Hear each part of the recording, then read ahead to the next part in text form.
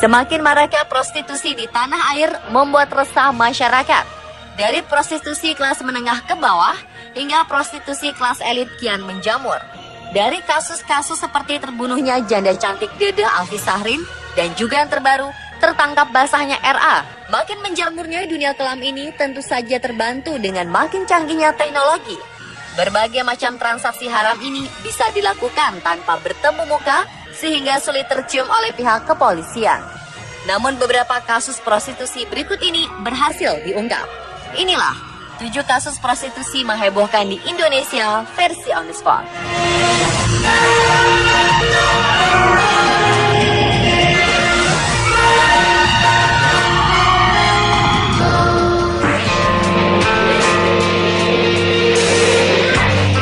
Dini hari lalu, petugas Polres Jakarta Selatan menangkap tangan RA dan seorang perempuan berinisial AA di sebuah hotel bintang 5. Mereka ditangkap di salah satu kamar saat diduga akan bertransaksi dengan seorang pria hidung belang. RA memang dikenal sebagai mucikari dari prostitusi kelas kakap. Menurut pihak kepolisian, mucikari menjajakan AA dengan mengandalkan komunikasi digital. Dari penangkapan tersebut, terkuak bahwa RA mematok harga minimal 80 juta sampai 200 juta terhadap satu perempuan penghibur. Selain mematok harga yang fantastis, RA dan wanita binaannya hanya menerima pelayanan di hotel berbintang. Yang mengejutkan, sang mucikari menginformasikan kepada polisi mengenai jaringan mucikari artis. Sejumlah nama sudah disampaikan, dan polisi sedang menelisik nama-nama mucikari yang disebut RA. Bahkan belakangan, sejumlah inisial nama para artis yang diduga menerima panggilan tersebar di dunia maya. RA yang kini menjadi tersangka mengaku memiliki koleksi 200 orang penjajah cinta. Atas perbuatannya, RA dijerat KUHP pasal 296 kejahatan terhadap kesusilaan dan 506 tentang mucikari atau perdagangan prostitusi.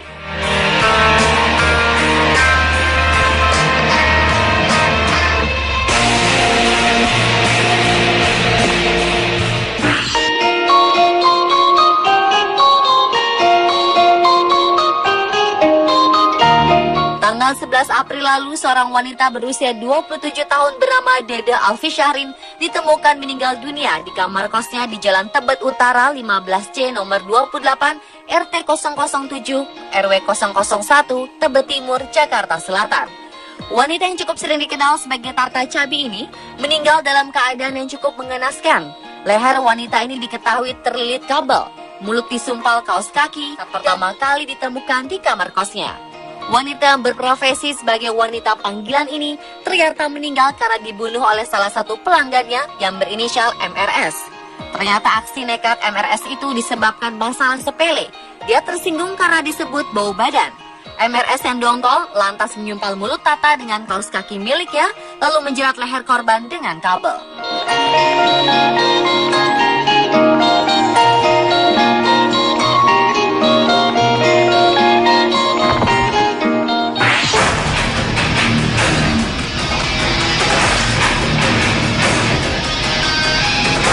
Mei 2013 silam, nama Ahmad Fahtona ramai menjadi pemberitaan di media tanah air.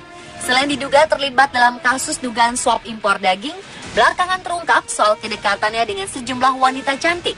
KPK pun langsung bertindak, sebab Fahtona diketahui memberikan sejumlah barang berharga seperti mobil kepada wanita-wanita cantik itu. KPK menduga hal itu sebagai pencucian uang yang dilakukan Fahtona.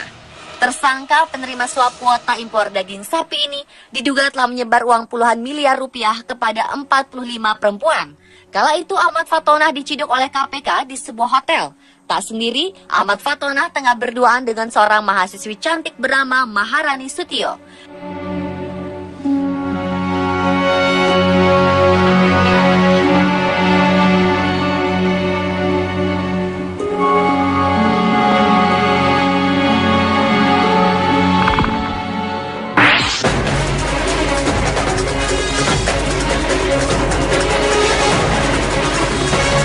Krisis moral benar-benar sedang terjadi di Kabupaten 50 Kota Sumatera Barat.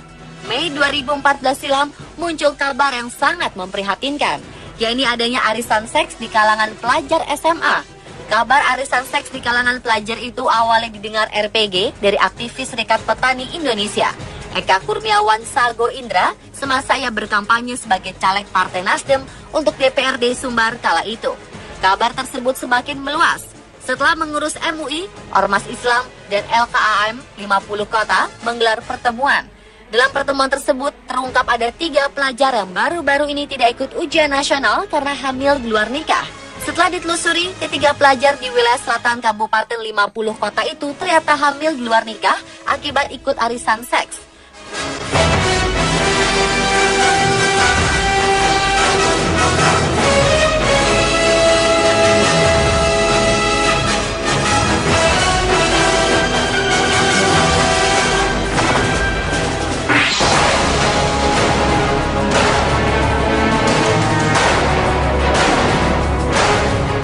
Agustus 2013 silam, Polresta Bogor Malang mengamankan sebanyak 28 ABG di bawah umur yang diperjualbelikan di wilayah Jakarta Barat. Mereka diamankan di sebuah kosan terletak di Jalan Kebonjeruk 17, Gang Pinang, nomor 46, Taman Sari, Jakarta Barat. Puluhan remaja berusia belasan tahun itu dijadikan sebagai penjajah di kawasan hiburan Taman Sari oleh tersangka yang bernama Eli. Sebelumnya, karena laporan masyarakat Kota Bogor, Kepolisian Resort Kota Bogor telah mengamankan setidaknya 4 orang tersangka terkait kasus perdagangan tersebut. Kasat Reskrim Polres Bogor Kota AKP Condro Sasongko mengatakan bahwa akhir-akhir ini kepolisian menerima pengaduan masyarakat di Kota Bogor bahwa anak perempuan mereka hilang. Polisi lalu menemukan 28 korban di dalam rumah tersebut. 11 diantaranya adalah anak di bawah umur. Para tersangka akan dijerat dengan pasal 2 ayat 1 Undang-Undang Nomor 21 Tahun 2007 tentang perdagangan manusia. Mereka diancam dengan hukuman hingga 15 tahun penjara dan denda sebesar 120 juta rupiah.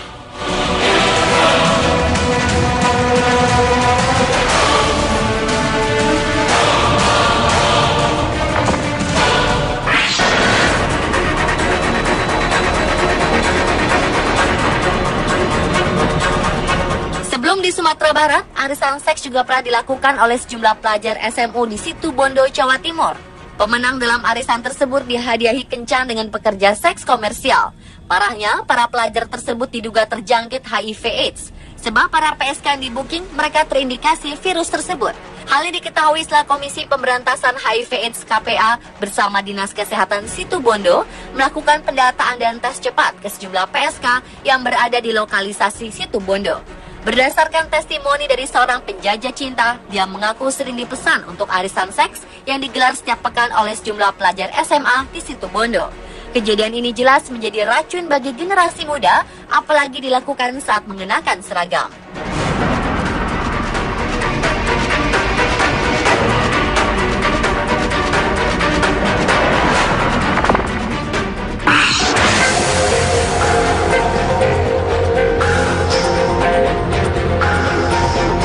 November 2014 silam, tanah air dihebohkan dengan berita seorang wanita penjajah seks komersil tewas dibunuh di Hong Kong. Kala itu polisi menangkap Rorik Juting, seorang lelaki yang diduga membunuh 2 wanita di apartemen mewahnya di wilayah Wan Chai, Hong Kong. 2 wanita yang dibunuh Juting ditemukan dalam kondisi tanpa busana dengan luka di leher mereka. Salah satu korban pembunuhan adalah Sumarti Ningsih, seorang wanita asal Indonesia yang diduga bekerja sebagai pekerja seks komersial. Ningsih ditemukan tewas di dalam sebuah koper yang tergeletak di balkon apartemen. 1 wanita PSK lainnya diduga berasal dari Filipina. Rurik telah ditangkap polisi dan diproses di pengadilan Eastern Magistrate. Pria 29 tahun itu akan dikenakan hukuman berat karena melakukan 2 pembunuhan. Pemirsa, itulah ke-7 kasus prostitusi menghebohkan versi On The Spot.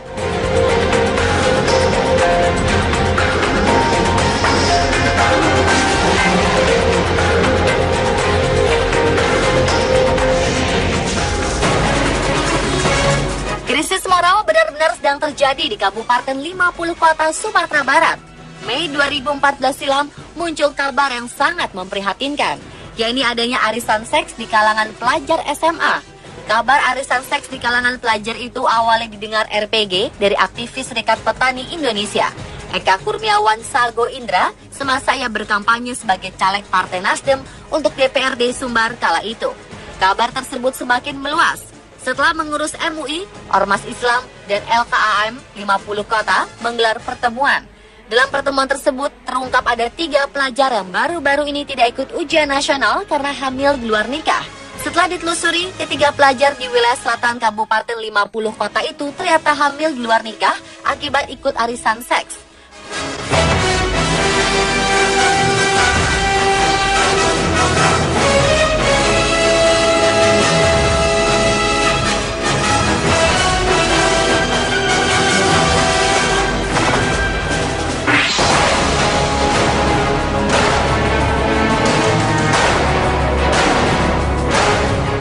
Agustus 2013 silam, Polresta Bogor Malang mengamankan sebanyak 28 ABG di bawah umur yang diperjualbelikan di wilayah Jakarta Barat. Mereka diamankan di sebuah kosan terletak di Jalan Kebonjeruk 17, Gang Pinang nomor 46, Taman Sari. Bisa dilakukan tanpa bertemu muka sehingga sulit tercium oleh pihak kepolisian. Namun beberapa kasus prostitusi berikut ini berhasil diungkap. Inilah 7 kasus prostitusi menghebohkan di Indonesia versi On The Spot.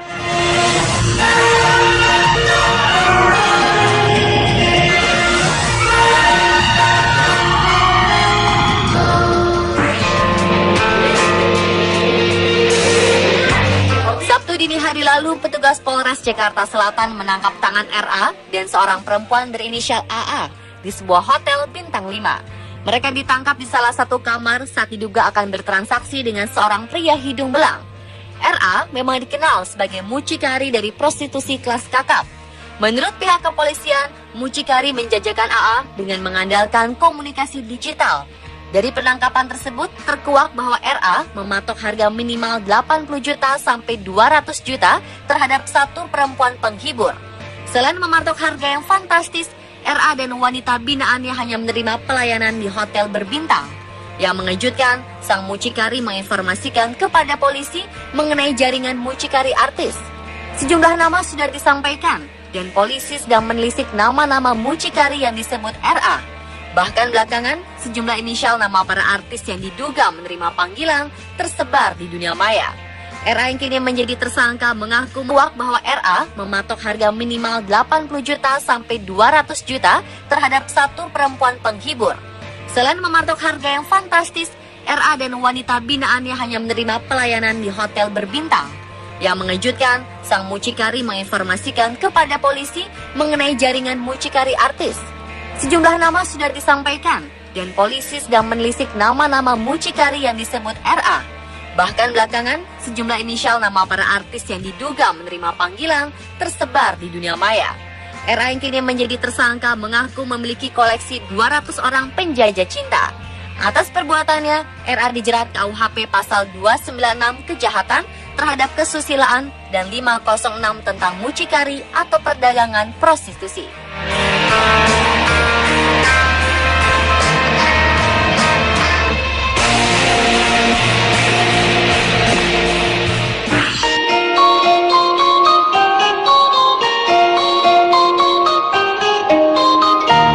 Tanggal 11 April lalu, seorang wanita berusia 27 tahun bernama Dede Alfi Syahrin ditemukan meninggal dunia di kamar kosnya di Jalan Tebet Utara 15C nomor 28 RT 007 RW 001 Tebet Timur, Jakarta Selatan. Wanita yang cukup sering dikenal sebagai Tata Cabi ini meninggal dalam keadaan yang cukup mengenaskan. Leher wanita ini diketahui terlilit kabel.